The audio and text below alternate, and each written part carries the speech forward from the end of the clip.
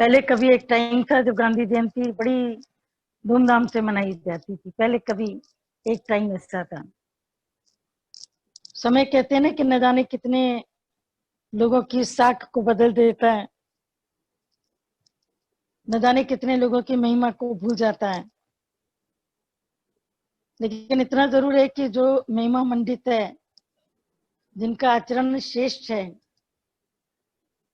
उनको दुनिया कितना भी मिटाने की कोशिश करे, पर उनका अस्तित्व संसार से कभी लुप्त नहीं होता है। हमारे दादा भगवान बड़े दादाजी की बात बता रहे हैं कि गांधी जी के बारे में कई बार कहते थे कि उन्होंने सत्य और अहिंसा इन चीजों पर अपने को दृढ़ रखा तो देश को आजाद कराया। लेकिन इसके पीछे ऐसा नहीं कि झूठ नहीं था, छल नहीं था या खून खराबा नहीं था, सब कुछ था। लेकिन उस समय पर गांधी की एक ऐसी पहचान हो गई थी, ये केवल सत्संग से जुड़ा हुआ कोई टॉपिक नहीं है, पर तुम्हारे देश से जुड़ा है, जिस देश में तुम रहते हो। और देश की मिट्टी से तुम अपने को अलग नहीं कर सकते हो। देश की मिट्टी से जुड़े रहना चाहिए। कई तो लोग हमने ऐसे देखे हैं कि फॉरेन में जाके बस जाते हैं, वो उनको पीआर भी मिल जाता है, रेजिडेंट्स हो जाते हैं, लेकिन वो अपने देश की मिट्टी को रुमाल में बांध करके जाते हैं कि अगर मेरा अंतिम समय वहां पर आ जाए तो ये थोड़ी सी मिट्टी मेरे तन के ऊपर तुम जरूर डाल देना, क्योंकि देश का कर्ज एक बहुत बड़ा कर्ज है। तो जो देश की गुलामी थी और लोग गुलामी की जंजीरों में खुश बैठे थे उस टाइम, अगर तुम इसे सत्संग से जोड़ो तो क्या ये सच नहीं है कि जब तक गुरु नहीं मिला था, जीवन में सत्संग नहीं आया था, ज्ञान नहीं आया था, तब तक मन इंद्रियों की गुलामी में आप भी तो एडजस्ट करके खुश होके बैठे थे। कभी मन रुलाता था तो रो देते थे, हंसाता था तो हंस देते थे। मन ने जैसा कहा वैसी दुनिया चली, मन के गुलाम। गुरु जीवन में आता है तो हमारी मन से आजादी दिलाता है। लेकिन अगर कोई व्यक्ति बाहर की भी गुलामी रखे, अपने देश में गुलामी की प्रथा जब तक रही थी, कई पुराने लोगों से कभी कभी हम लोग पूछते थे, अपनी दादी से भी, कि दादी वो दिन अच्छे थे जब गुलामी में थे, या ये दिन अच्छे हैं जब तुम आजादी में हो? क्योंकि उन्होंने दोनों दिन देखे थे। चाहे हम लोगों के माताश्री पिताश्री दोनों दिन देखे थे। हिंदुस्तान पाकिस्तान को भी अलग होते देखा था, बंटवारा देखा था। तो वो कहते थे कि ऐसी आजादी किस काम की जिसने लोगों के दिल में दीवार पैदा कर दी। ये हमारी दादी कहती, सिंधी में बताती थी वो, ऐसी आजादी किस काम की, यानी पहले हम हिंदू मुस्लिम ऐसे एक होके रहते थे, एक की थाली में खाना खाते थे, एक साथ ही रहते थे। हमारी माता श्री बताती हैं, अभी आज तो चलो सुनहरे पल कहीं बहुत पीछे छूटेगा शायद। कभी कभी ये भी अच्छा लगता है कि थोड़ा सा अलग हट करके सत्संग में डिस्कशन हो, बातचीत हो, ताकि तुम भी अंदर से अपना अनुभव, अपनी बात तुम रखो, ऐसे नहीं कि केवल तुम सुनो। हमारी माता श्री बताते थे कि जब वो मायके में रहते थे तो उनके घर के बगल में ही जुल्फिकार अली भुट्टो का घर था। घर क्या था, एक भवन नहीं, एक महल के तरीके से पूरा बना हुआ था।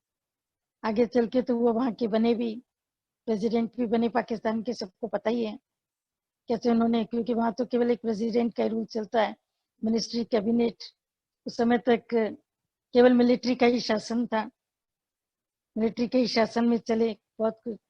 तो बताते थे कि हम लोग की इतनी आपस में चलती थी, इतनी बैठक होती थी आपस में, इतनी मन मिलता था कि हम लोग एक दूसरे के घर में खाना खाते थे, एक दूसरे के साथ खाना खाते थे। और जब भी उनके ज़कात के दिन आते थे, बड़े दिन, ईद के, या जिनको बड़े दिन वो कहते हैं, उसमें ज़कात देते हैं, जैसे हमारे यहाँ दान देते हैं, तो वो किसी को ऐसे हाथ से नहीं पकड़ाते थे। वो चांदी के थाल में अपने घर के बाहर नेजे, अखरोट और ये सब चीजें, खुरमे, पाकिस्तान की सरजमी में ये सारी चीजें हैं, ये तो सबको पता ही है। तुम कभी खजूर जब यहाँ पर आता है वो खाओ, और जो सीधे पाकिस्तान से तुम्हें किसी ने भेजा होगा वो खजूर खाओ, दोनों में रात दिन का अंतर मिलेगा। छुआरा तुम यहाँ का खाओ जो सूख सड़ चुका, और वहां का फ्रेश तुम्हारे पास में है उसको तुम खाओ, क्योंकि पाकिस्तान की जमीन भी कश्मीर की तरह ड्राई फ्रूट्स को देने वाली है। पूरी जमीन, बहुत कुछ वहां पर है जो हम लोगों का छूट गया, बहुत कुछ छूट गया। तो एक साथ में रहते थे, एक साथ चलते थे, एक साथ जीवन जीते थे ना। लेकिन जैसे ही हिंदुस्तान पाकिस्तान हुआ, जिसका दोषी भी कहीं ना कहीं गांधी जी को ठहराया गया, क्योंकि अगर पॉलिटिक्स की बात करेंगे तो फिर बहुत दूर तक जाएगी, उसको हम लोग नहीं लेंगे। लेकिन केवल इतना ही लेंगे कि आज़ादी के दिन और गुलामी के दिन, ये कितने मुश्किल है गुलामी के दिन। पर जैसे तोता पिंजरे में होता है तो उसे पिंजरा ही अच्छा लगता है, आकाश भूल जाता है। इसी तरह पहले जो लोग रहते थे, तोता पिंजरे में था तो उसको बहुत ही पसंद आ जाता है पिंजरा, फिर उसको उड़ने के लिए बोलो तो वो उड़ना भूल जाता है। तो ऐसे ही जो लोग गुलामी में रहे, इतने इतने सैकड़ों सालों तक की गुलामी रही, वो तो उड़ना भूल ही चुके थे कि आज़ादी क्या होती है। लेकिन जो उसमें रहते थे, कभी आज़ादी के लिए कोई कार्य करते थे या सच्चाई के लिए युद्ध करते थे, तो उनके साथ में जो दरिंदगी, जिस तरीके से उनको जेलों में बंद किया जाता था, जिस तरीके से उनको पीटा जाता था, तो उसकी कोई हद नहीं थी। पर सवाल कभी कभी तुम ये भी उठाना, क्योंकि आगे चल के तुम्हें अपने बच्चों को भी कुछ बातें बतानी पड़ेंगी, हालांकि पता नहीं कि दुनिया कहाँ तक जाएगी, पर कुछ जानकारी आपको भी होनी चाहिए कि आखिर हमारा देश गुलाम हुआ क्यों। था तो सोने की चिड़िया, सोना बरसता था, यहाँ की धरती भी सोना देती थी, और सोने की खाने यहाँ पर थी। जो अंग्रेज जो बचा कुचा था, अंग्रेज लूट गए, ज्यादातर तो मुगल शहनशाही लूट करके चले गए। पर ये क्यों गुलाम बने, जबकि भारत में सत्यता है, सच्चाई है, सफाई है, दिलों के अंदर में ममता है, एक दूसरे के लिए करुणा है। तो क्यों गुलाम बने? क्योंकि जो हमारे प्रधान बने, जो हमारे जैसे सूबे के सूबेदार बनते थे, उनको अलग अलग प्रकार के दे दिए जाते थे गांव के, आप इनके ऊपर राज्य करो। जमींदार, सूबेदार या जो भी बड़े होते थे, बनते थे, वो धीरे धीरे करके शराब, शबाब, सुंदरी, कबाब, इन सब चीजों में फंसने लगे। तो जो बाहर के इन रसों में फंसे, वो आजादी को भूल गए, और धीरे धीरे करके देश उनका गुलाम बनता चला गया। और ये गुलामी की जंजीरों के बीच में, चाहे तुम पृथ्वीराज चौहान को जाके पढ़ो, पढ़ करके तुमको उसको रोना आ जाएगा कि कैसे उन्होंने देश के लिए युद्ध किया। चाहे शिवाजी को तुम पढ़ो, चाहे रानी लक्ष्मीबाई को पढ़ो, और भी बहुत से ऐसे नाम है जो जबान पर नहीं आएंगे, दिमाग के अंदर होंगे भी तो जबान पर नहीं होंगे। पर इन्होंने अपने देश के लिए गुलामी से बचने के लिए बहुत कुछ किया, गुलामी को कबूल नहीं किया। पर जिन्होंने गुलामी को कबूल नहीं किया, उन्होंने मौत को कबूल किया। और ये बहुत सारी चीजें ऐसी हैं जो तुम्हें अध्यात्म के रास्ते पर, जिस रास्ते पर तुम चल रहे हो सत्संग में, वहां पर भी समझना जरूरी है कि आखिर एक इंसान, महात्मा गांधी में ऐसा क्या था जिसने इतने बड़े देश को आजाद किया। क्योंकि एक तो उसने अपनी एक पत्रिका चलाई थी, उस पत्रिका में उनकी डेली का एक न्यूज होती थी, डेली का एक ब्लॉग गांधी जी खुद लिखते थे, और उस ब्लॉग में वो अपनी सच्चाई लिखते थे।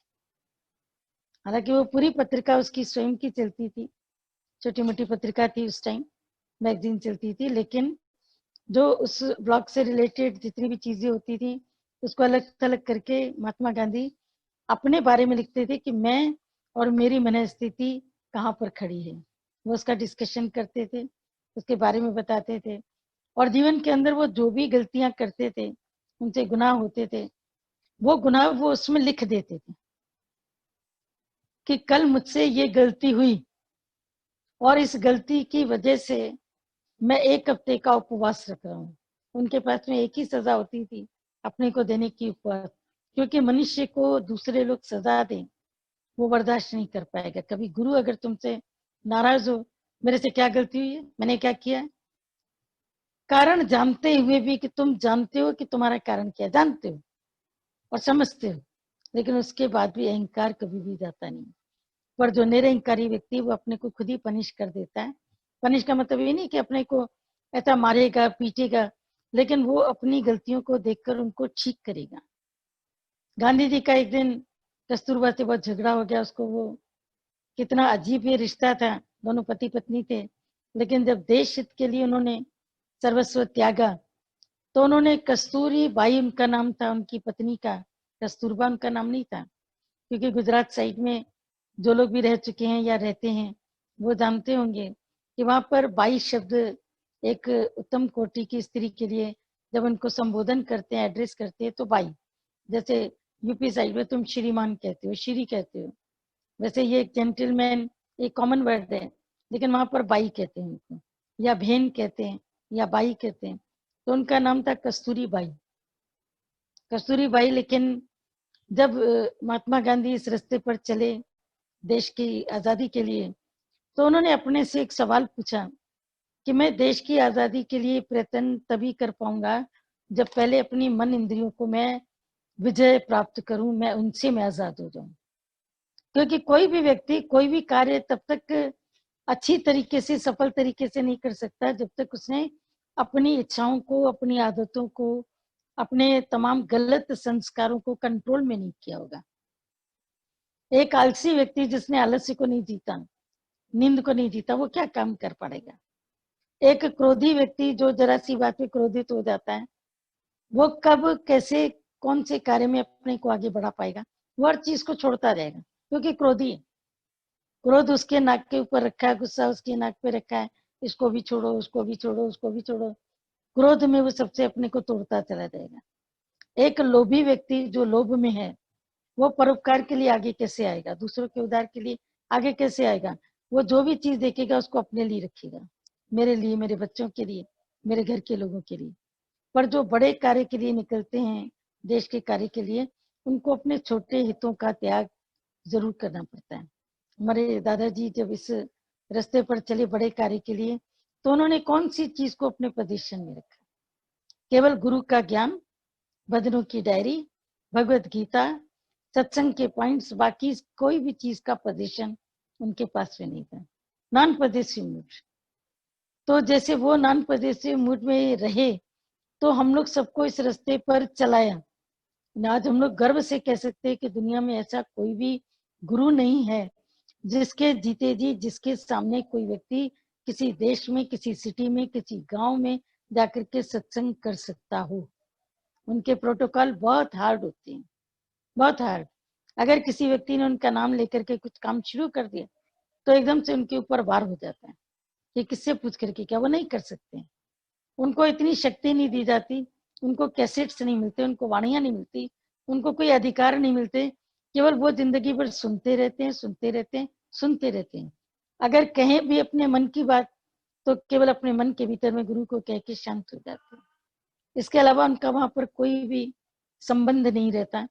पर दादा भगवान ने एक ऐसा ही अनोखा सत्संग शुरू किया जहाँ उन्होंने कह दिया कि ओटे सो अर्जुन, जिसने अर्जित किया, जिसने अर्न किया है, वो अर्जुन है। और जो अर्जुन है वो कृष्ण की गीता को समझ सकता, वो जाके समझाए। सबको ये अधिकार दिया, आप समान बनाया, आप समान बना करके रखा। उस दिन भी पता नहीं कहाँ से कोई सत्संग की एक छोटी सी क्लिप, भोपाल से ही शायद थी, भगवान देव की, तो वो उसमें बता रहे थे कि दुनिया में कोई ऐसा गुरु नहीं है जिसके साथ बैठ करके उनके सुनने वाले खाना खा सके, जिनके साथ बैठ करके कोई फोटो खिंचवा सके। मतलब पचमणी में जब दादाजी खाना खा लेते हैं तो दादाजी की कुर्सी पर, जिस पर दादाजी ने बैठकर अभी आधे घंटे पहले खाना खाया था, उस कुर्सी पर ही, मतलब जो सेवाधारी चौके में सेवा करती हैं, वो उस कुर्सी पर ही बैठकर खाना खाती हैं। उनको इतना अधिकार है। समझ सकते हो बात को, समझ पा रहे हो, ऊपर से फॉलो कर रहे हो। दादाजी ने कभी कोई गद्दी, कोई आश्रम, कोई पॉजिटिव मूड नहीं रखा, तभी आज सबको उन्होंने इतने अधिकार दिए। हालांकि उन अधिकारों का कई जगहों पर मिसयूज भी हुआ, ऐसा नहीं है, लेकिन मिसयूज कम हुआ और वो यूटिलाइजेशन ज्यादा हुआ। तो बातें मिली जुली चलेंगी कि गांधी जी का क्या, दादाजी का क्या, क्योंकि बहुत सी बातें एक दूसरे से इम्पैक्ट करती हैं। दादाजी को गांधी जी पसंद थे अहिंसा के मामले में, हमेशा बोलते थे अहिंसा परमो धर्म है, अहिंसा से ही कभी किसी का दिल न दुखाओ, कभी किसी से कटुवाणी में बात मत करो। अगर तुम चाहते हो कि लोग तुमसे मीठा बोले तो तुम मीठा ही सबसे बोलो। और हमारा हर उत्सव, हर त्योहार किसी भी धर्म का हो, किसी भी मजहब का हो, वो मिठास से जुड़ा होता है। आखिर में उसमें मिठाई बांटी जाती है। कितनी भी बातें करने के बाद में, डिशेस बनने के बाद भी वो उसमें मिठास होती है। तो जीवन का जो सच्चा रंग है वो मिठास है। पर मनुष्य अपनी कटुताओं में मिठास को भूल जाता है। तो उन्होंने अंग्रेजों से भी कटुता नहीं रखी, ये समझने की बात है। उन्होंने वहां पर ये कहा कि जब भगवान की बनाई सारी सृष्टि है, तो मैं इनको प्रेम से, अहिंसा से मैं इस पर विजय प्राप्त करूं। और जैसे ही उनको पता लगता था कि किसी ने कोई फैक्ट्री में आग लगा दी, किसी ने पेपर मिल में आग लगा दी, किसी ने कुछ कर दिया। लखनऊ का ही जब काकोरी कांड हुआ था कुकरेल में, तो उस वक्त में सुखदेव, गुरु, इन सबको जिस वक्त में मृत्यु दंड मिला, लेकिन उसके पहले ही गांधी जी अहिंसा, क्यों तुमने हिंसा करी, इसके लिए वो उपवास के ऊपर बैठ गए कि उनको दंड प्रकृति देती, तुमने क्यों दिया। बहुत बार इस तरह से वो उपवास करते थे, गलती दूसरे करते थे, पर उन्हें कहीं हिंसा सुनाई देती थी और वो उपवास के ऊपर बैठ जाते थे। पर उपवास उनका 1 दिन, 2 दिन, 3 दिन का नहीं होता था, न जाने कितने कितने दिन तक चलता था। लेकिन वो 1.5 हड्डी का आदमी, इतना दुबला पतला, जिस वक्त चला दांडी यात्रा पर, उसके ऊपर पूरा भारत क्यों चला, ये सोचने की बात। क्योंकि सबने उनको बापू का एक दर्जा दिया, राष्ट्रपिता का दर्जा दिया कि राष्ट्रपिता। अगर कभी भी बच्चों से पूछो कि तुम्हारे राष्ट्रपिता कौन है, आजकल के बच्चों का तो हमें नहीं पता है, पर पहले समय के बच्चों से पूछो राष्ट्रपिता कौन है, तो बोलते बापू, महात्मा गांधी, उनको नाम पता है।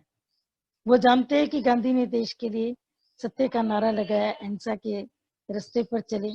उन्होंने जिस वक्त इस रास्ते को अपनाया, तो उन्होंने कस्तूरबा से कहा कि आज से लेकर के हमारे बीच में जो संबंध है वो एक साधारण न रह करके, दुनियावी न रह के, हम दोनों देश के हित के लिए कार्य कर रहे हैं। तो मैं तुमको आज से लेकर के कस्तूरी नहीं, बा करके बुलाऊंगा। बा का मतलब होता है गुजराती में माँ। तो उसने बोला कि आज से लेके मैं आपको बापू कह करके बुलाऊंगा। इस तरह से बापू और कस्तूरबा, ये दोनों का जो नाम था, ये दोनों का इस तरीके से चला। वो उन्हें बा कहते थे, बापू, उनको वो बापू कहते थे। हकीकत में जो कस्तूरबा ने काम किए, वो महात्मा गांधी से भी बहुत अलग तरीके के ऊंचे काम किए। उसके काम का दर्जा कोई कम नहीं। बेशक हमारे इतिहास में चूंकि मनुस्मृति छाई रहती है, पुरुष प्रधान समाज रहता है, तो पुरुषों का नाम आ जाता है। कस्तूरबा ने इतनी सेवा करी है कि गांव गांव में जाकर के उनको सफाई की शिक्षा दी, उनको जीने की शिक्षा दी, उनको कपड़े पहनने का अकल दिया। क्योंकि इतनी गरीबी थी कि जब कस्तूरबा ने आकर के बताया, बापू के आगे रोया गांव की हालत को लेकर, कि गांव में इतनी बुरी स्थिति, इतनी बुरी स्थिति है कि किसी के तन को ढकने के लिए पूरी साड़ी भी नहीं है। तो उस दिन से महात्मा गांधी ने अपना कुर्ता पहनना छोड़ दिया, उसको आग लगा दी। मतलब जब हमारे देश के लोग पूरे कपड़े नहीं पहन सकते, तो मुझे बनियान के साथ कुर्ता पहनने की क्या जरूरत पड़ी, मैं क्यों पहनूं, मेरा बनियान से काम चल सकता है।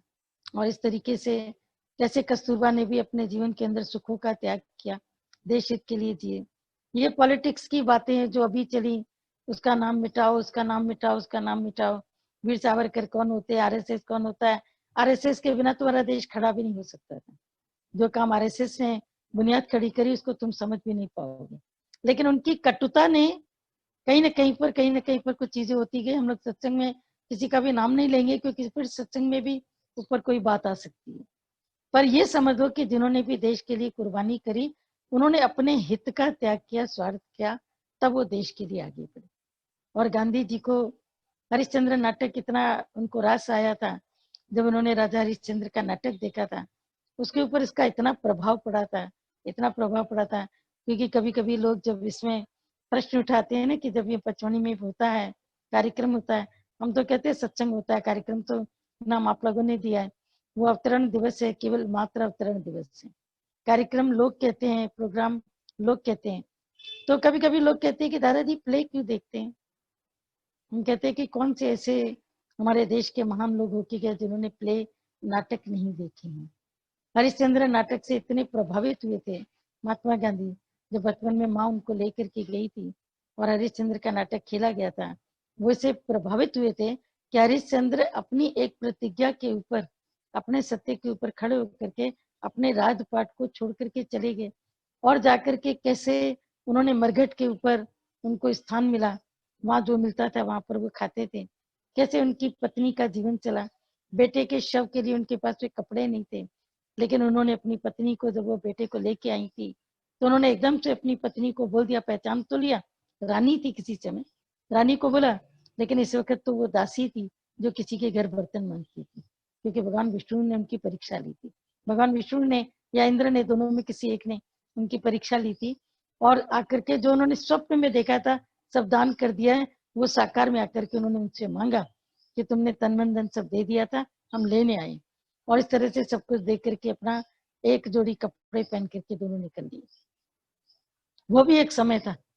तो जिस वक्त तो अपने पुत्र के शव को लाती है कि इसको लकड़ियां चाहिए, इसको दाह संस्कार देना, बोला लकड़ियां तो फिर भी तुम्हें इधर उधर से मिल जाएंगी, कुछ अध जली कुछ अध कचरी, लेकिन जब तक इसके तन के ऊपर कफन नहीं होगा, मैं परंपरा के अनुसार इसका शव जलने नहीं दूंगा। अब तन के ऊपर कफन कहाँ से आया, पैसा ही नहीं, कफन का जिसके पास में अपने बेटे की कफन का पैसा नहीं था। तो ये सब चीजें जब महात्मा गांधी ने देखी तो उसका हृदय इतना द्रवित हो गया, क्योंकि कच्ची मिट्टी में आप जो भी चीजें डालेंगे ना बच्चों के अंदर, वो चीजें उनकी बहुत काम आती है, बहुत काम आती है। आप चाहे इस चीज को समझ पाओ कि नहीं समझ पाओ, कि आज की माएँ जब बैठती हैं, बहुएं बैठती हैं, उनको मोबाइल के सिवा कुछ नहीं चाहिए। तो बच्चे भी जब बड़े होते हैं, बच्चे पैदा होते हैं, बड़े होना भी गलत है, पैदा होते ही उनको मोबाइल के सिवा कुछ नहीं चाहिए। उनको मोबाइल पे कुछ दिखाते जाओ, खाना खिलाते जाओ, वो खाते जाएंगे। कोई गेम लगा दो और उनके मुंह में तुम खाना खिलाते जाओ, सेरेलैक, वो खाते जाएंगे। जैसे ही मोबाइल बंद हुआ, वैसे ही आप देख लेना कि उनका खाना भी बंद हुआ। ये बच्चे कहाँ चले गए, क्योंकि माँ ने पूरी जिंदगी, जितना टाइम जो उसका था, उस समय उसको ईश्वर चिंतन करना था, उस टाइम पर उसने केवल मोबाइल देखा, या तो जली या तो कुड़ी, तो औलाद भी इसी प्रकार की ही पैदा होती है। यही कारण है कि आज की जनरेशन कितनी कमजोर है। उस समय कैसे नौजवान थे जो देश के लिए लड़ पड़े, घरों से निकले थे, उन्होंने कोई जाकर के शिक्षा फौजियों की प्राप्त नहीं करी थी, घरों से निकले नौजवान थे। कैसे उनके भीतर में देश प्रेम की आग लगी थी। वो अग्नि के जो जन्मदाता थे वो महात्मा गांधी, कि आजादी हमारा जन्म सिद्ध अधिकार है, जन्म सिद्ध अधिकार है। तो दादा ने तो कहा कि महात्मा गांधी ने एक जगह उनकी आत्मकथा अगर कभी आप पढ़ें, तो बहुत पहले हमने भी पढ़ी थी, आपको भी कभी मौका मिले तो जरूर पढ़िएगा महात्मा गांधी की आत्मकथा। एक जगह उन्होंने बहुत अच्छी बात लिखी अपनी आत्मकथा में, मैं अधूरा ज्ञानी था तो मैंने देश को, केवल भारत को आजाद कराया।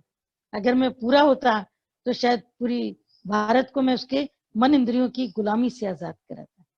तो दादाजी ने गांधी जी की इन बातों को कोट किया है कि गांधी ने देश को आजाद कराया, बहुत बड़ा काम किया। लेकिन देश आजाद होकर के भी अगर कोई मन का गुलाम रहा, तो उस आजादी का उसने गलत मतलब निकाला, गलत मतलब निकाला। क्योंकि स्वतंत्रता का मतलब ये होता है स्व का तंत्र, कुछ नियम जो अपने आप के बनाए। जैसे आपको आजादी है कि आप रेडियो बजाएं, ट्रांजिस्टर बजाएं, टेप रिकॉर्ड बजाएं, घर के अंदर में जब भी तुम चलाते हो ब्लूटूथ के ऊपर, आपको आजादी है। लेकिन पड़ोसी की नींद में खलल न पड़े आपकी आजादी से, इसको समझना तो आपका कर्तव्य है ना। घर के अंदर कोई आराम कर रहा है, आप सुबह को 4 बजे उठकर हरे रामा हरे कृष्णा हरे राम हरे कृष्णा घंटी बजानी शुरू कर देते हो। बच्चे बेचारे देर तक लैपटॉप में काम करते हैं, काम करके उसके बाद वे रात में देर से सोते हैं, उनको सुबह का लगता है कि नींद प्यारी है, वे सुबह को आराम से 7 बजे तक उठे। पर तुम तो 4 बजे उठ करके खटर पटर खटर पटर खटर पटर चालू कर दोगे, तो उस वक्त में बच्चों को अच्छा नहीं लगता, बोलते ये क्या कर रहे हैं, ये मौन में भगवान का सिमरन क्यों नहीं कर पाते हैं।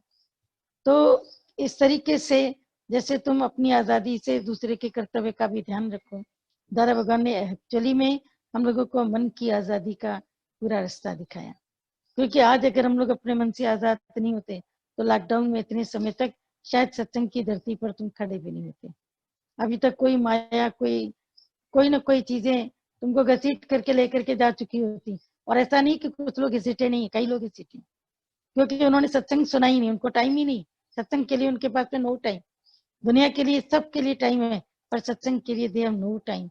तो जिन्होंने सत्संग बाहर का छूटा है, क्योंकि वो बाहर के सत्संग से ही चल रहे थे, अंदर का सत्संग उनको पता ही नहीं अभी कि क्या होता है। तो गुरु ने हमें जो अपने अंदर जाने की प्रेरणा दी कि तुम अपने सत्य पर तुम अटल रहो और कभी भी हिंसात्मक उसका काम नहीं करो। महात्मा गांधी ने अपने 7 नियम भी बनाए अभी हमारे पास में लिखे हुए तो नहीं इस समय, कहीं ना कहीं पर लिखे हैं, लेकिन उसने बहुत जरूरी जो चीजें लिखी उसमें एक उनके कोट को दादाजी बहुत उनको काउंट करते हैं अपने सत्संग के बीच में, कि एक उसमें जो 7 पॉइंट्स लिखे थे उसमें एक पॉइंट था कि धन का अर्जन करना ईमानदारी के सिवा ये अगेंस्ट रूल्स है। धन अर्जन करो, ये तुम्हारा कर्तव्य है, लेकिन ईमानदारी अगर उसमें नहीं है तो वो धन का अर्जन पाप है। तो उसी में एक पॉइंट आती है जो दादाजी कोट करते हैं कि knowledge without character is for evil only. तुम्हारे पास ज्ञान है पर चरित्र नहीं है, तुम्हारा आचरण नहीं है, तो वो ज्ञान तुम्हारे लिए नहीं, पर तुम्हारा ये ज्ञान पूरी दुनिया को नुकसान पहुंचाएगा। क्योंकि तुम भाषण अच्छा कर लो और उसके ऊपर तुम खड़े नहीं हो, नॉलेज है लेकिन तुम्हारा उसके ऊपर आचरण नहीं है, तो वो तुम्हारा नॉलेज तुम्हारा बेकार है। दादाजी ने महात्मा गांधी की इस पॉइंट को बहुत जगह पर बोला है कि मॉरल मैन जो है वो जेंटलमैन रास्कल, मतलब जो बाहर से दिखाई देता है, ये सफेद वस्त्रधारी तिलकधारी रुद्राक्ष की माला पहनता है, इसके मन में किसके लिए कौन सी कटुता है तुम्हें नहीं पता है। वो काला चश्मा लगा करके पहन करके चलता है, काले चश्मे के अंदर वो क्या क्या देखता है, किस किस को देखता है, कैसे कैसे देखता है, तुम्हें नहीं पता है, तुम्हें नहीं पता है। तो गांधी जी ने भी जैसे इस चीज के ऊपर जोर दिया कि तुम्हें जितनी नॉलेज है उसके ऊपर तुम्हारा आचरण हो, और ये उसने जीवन के अंदर गांधी जी ने उसको किया। जब उन्होंने छोटेपन में ही नाटक में देखा कि चोरी करना अपराध है, लेकिन मन तो मन है, जब मित्रों की संगत में आता है, जैसे ही थोड़ा भी जवानी का जोश चढ़ता है ना, तो कंपनी का मित्रों का रंग चढ़ना शुरू होता है। ऐसे में माँ बाप का एक बहुत बड़ी जिम्मेदारी होती है, बच्चों के ऊपर पूरा ध्यान रखें उनकी कंपनी कैसी है, क्योंकि as the company so the colour. उनकी कंपनी अगर गलत होगी, आज तो वो आपसे झूठ बोल करके जाएंगे, मम्मी पिक्चर जा रहा हूँ मेरे को पैसा दे दो, लेकिन पापा को मत बताना, और तुम भी उसके मुंह में आके कि इसके पापा तो कहीं निकलते नहीं, आजकल के बच्चे तो घूमते हैं, मेरे बच्चे को क्या, तुमने उसको कंपनी दी झूठ बोलने में, आगे चल करके बच्चे ने जो कंपनी चुनी उसके लिए तुम कुछ भी करोगे बच्चा नहीं समझे। पर इन द स्टार्टिंग अगर तुमने बच्चों की कंपनी पर ध्यान दिया कि बच्चे क्या कर रहे हैं, कहाँ जा रहे हैं, कौन सी उनकी थिंकिंग है, उनको तुम सहयोगी की तरह, साथी की तरह अगर तुम अपने जीवन को बिताओगे तो तुम्हारा जीवन चलेगा।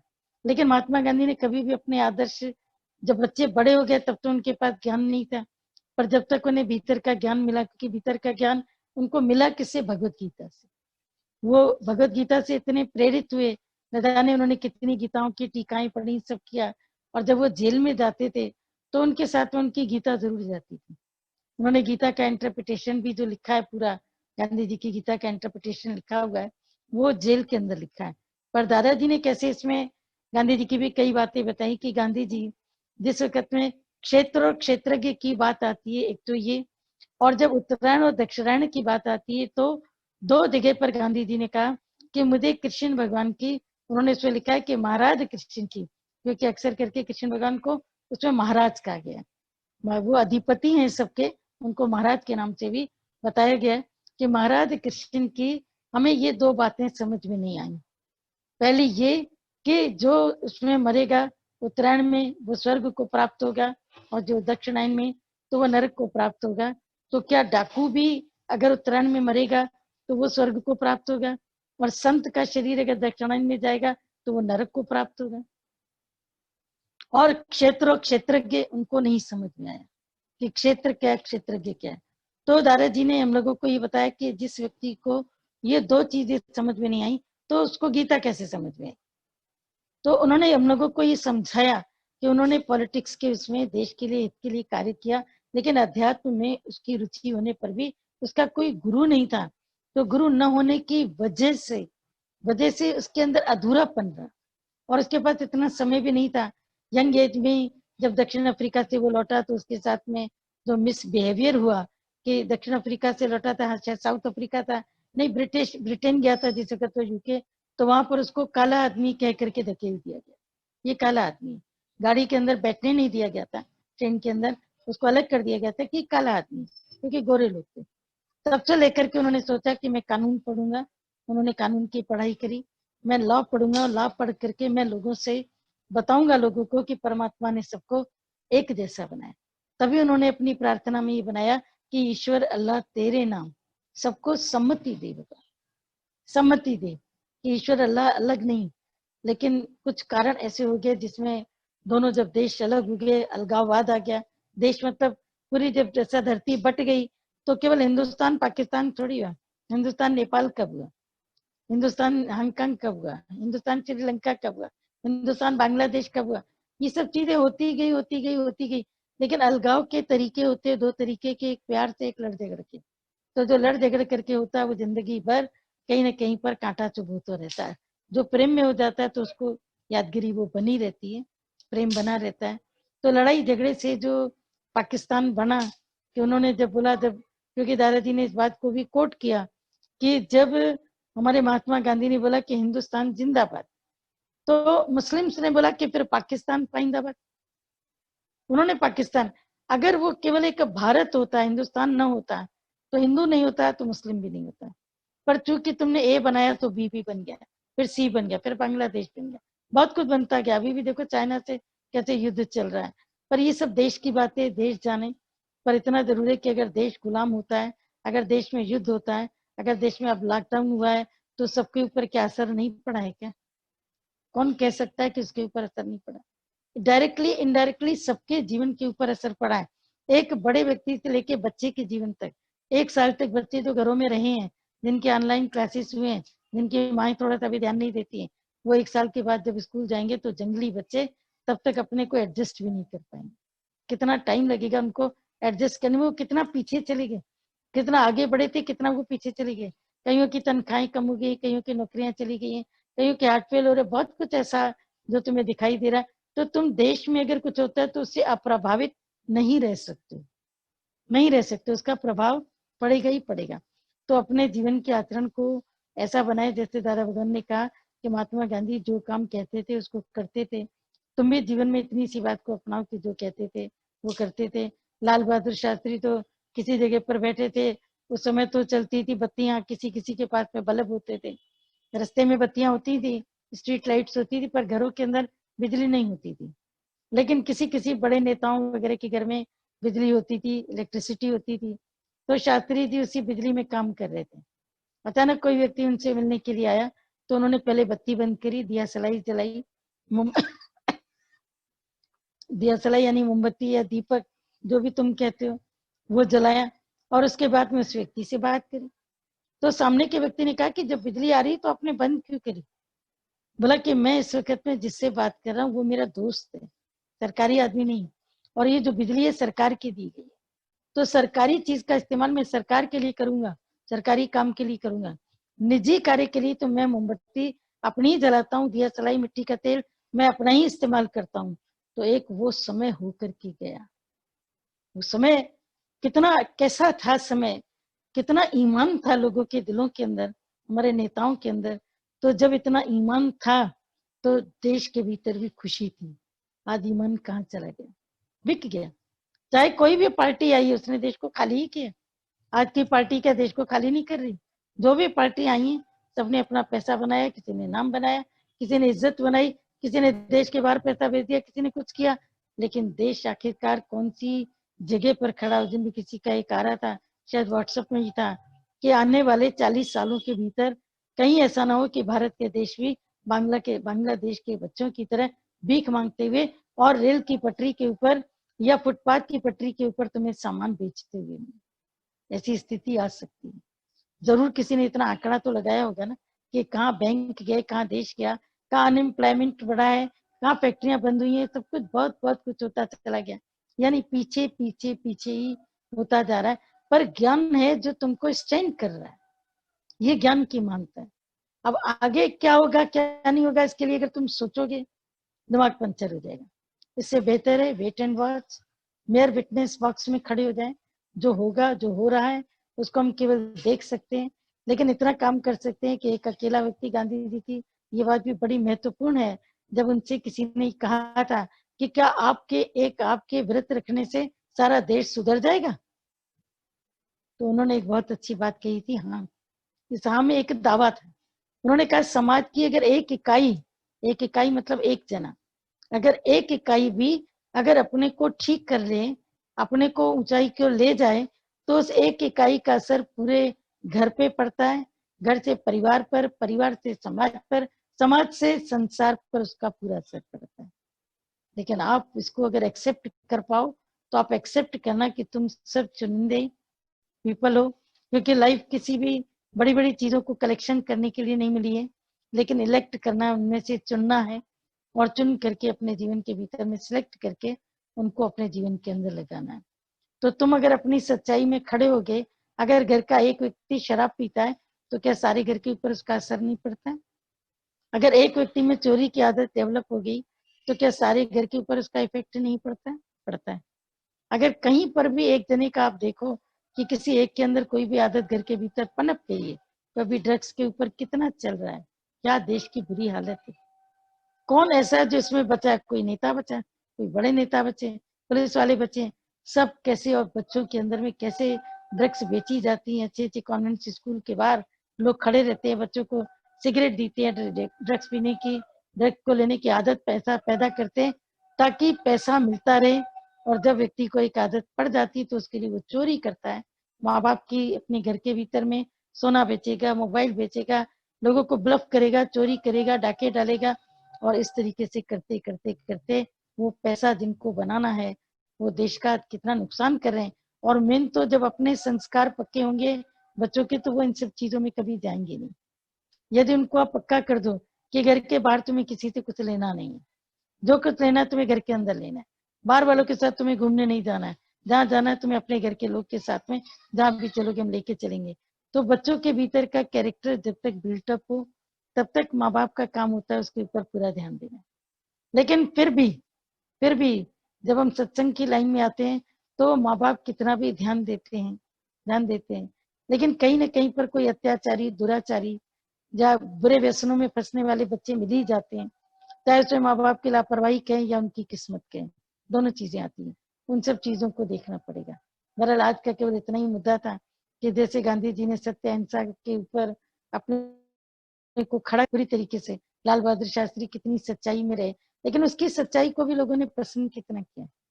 ये जो तुम्हारे अभी इसमें फिल्मी दुनिया में नेपोटिज्म चल रहा है, तो क्या तुम्हारे देश के भीतर में नेपोटिज्म, क्या वारिस का जो खानदानी क्या कम चला? क्या एक ही खानदान के लोग कितने समय तक राज्य करते रहे।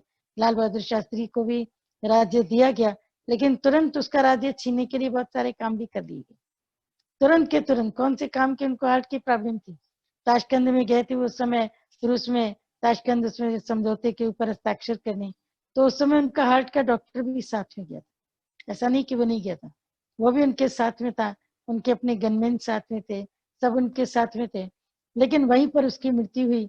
लेकिन मृत्यु के बाद में कोई ये नहीं बता पाया कि उसको प्रॉब्लम क्या हुई। डॉक्टर का मुंह बंद कर दिया गया था कि अगर तुमने कुछ बोला, क्योंकि देश के अंदर ऐसा हो नहीं सकता था।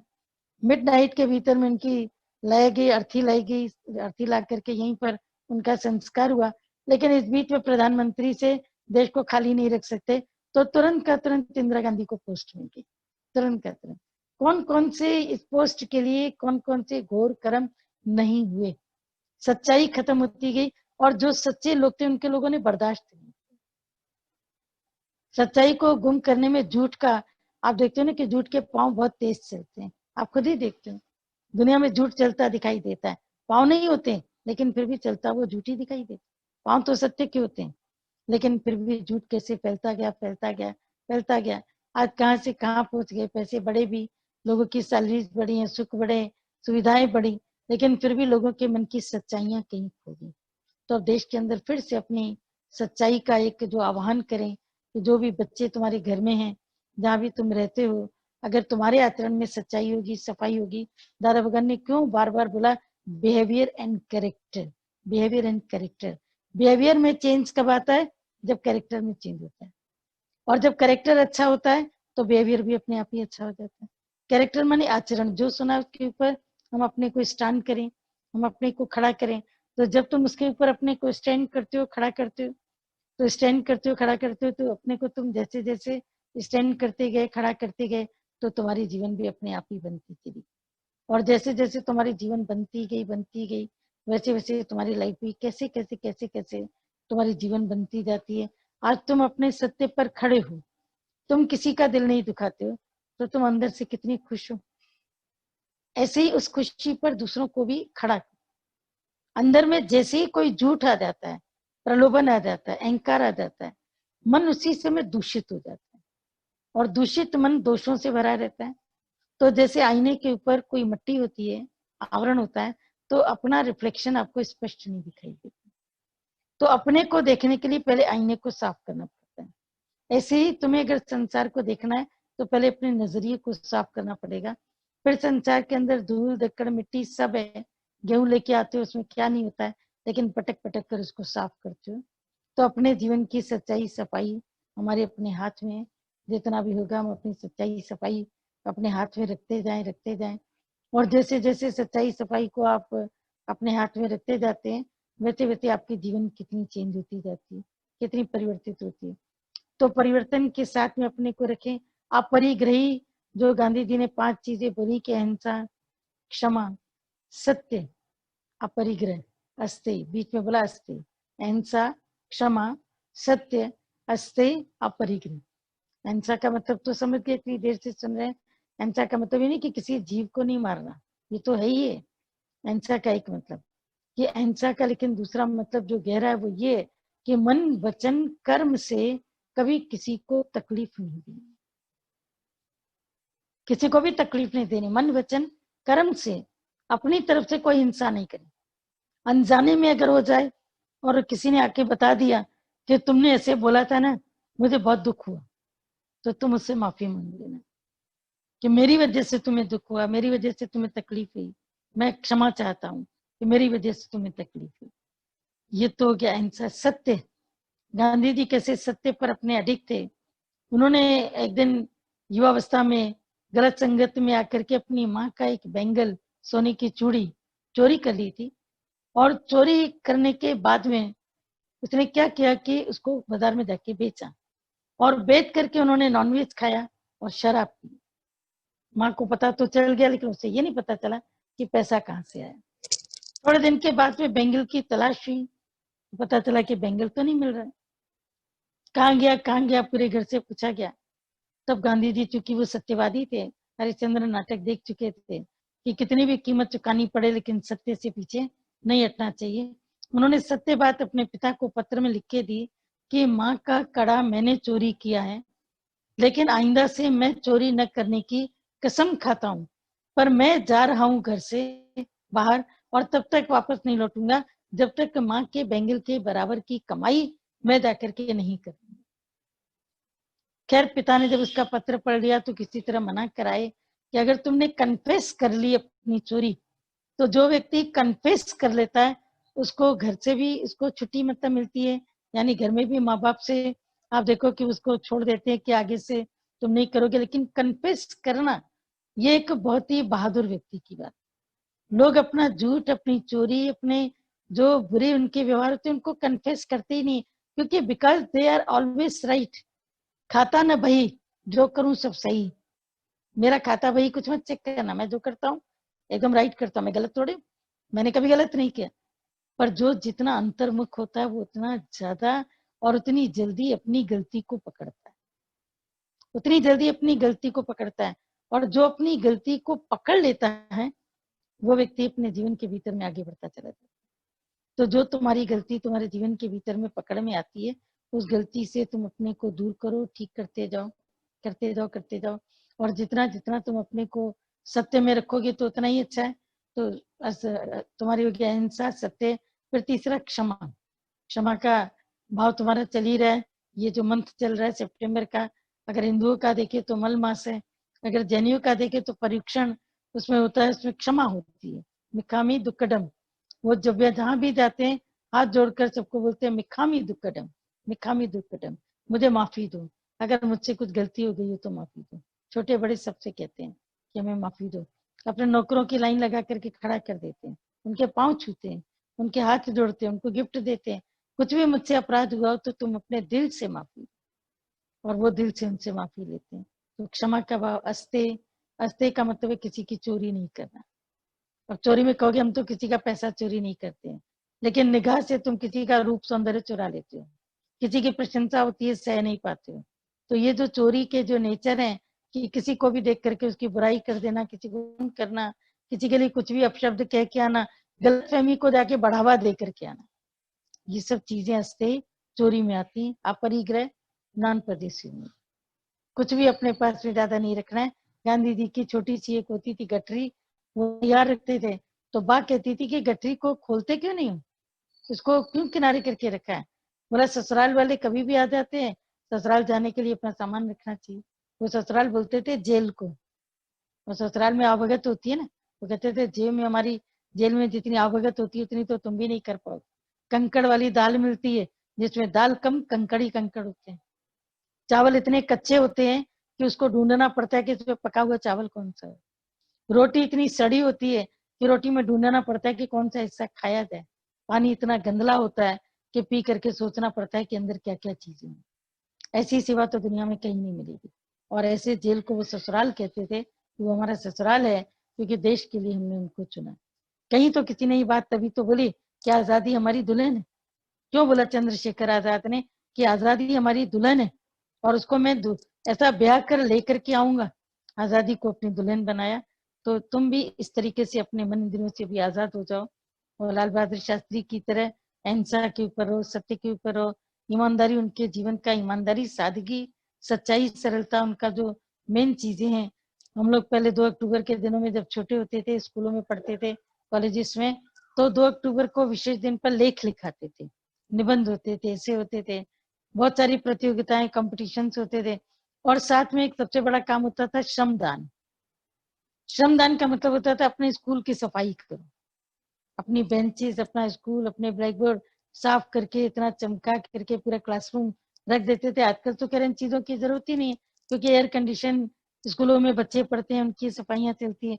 पर उस टाइम पर श्रमदान सिखाया जाता था कि फिजिकली अगर तुम कोई भी काम किसी और के लिए नहीं करोगे, अपने लिए करोगे फिजिकली, तो तुम्हें फिजिकली भी परमात्मा की ओर से ताकत नहीं।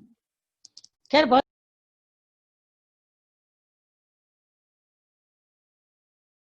तुम अपने जीवन को भी देखोगे कि हम जीवन में कहाँ पर खड़े हैं और कौन सी जगह पर।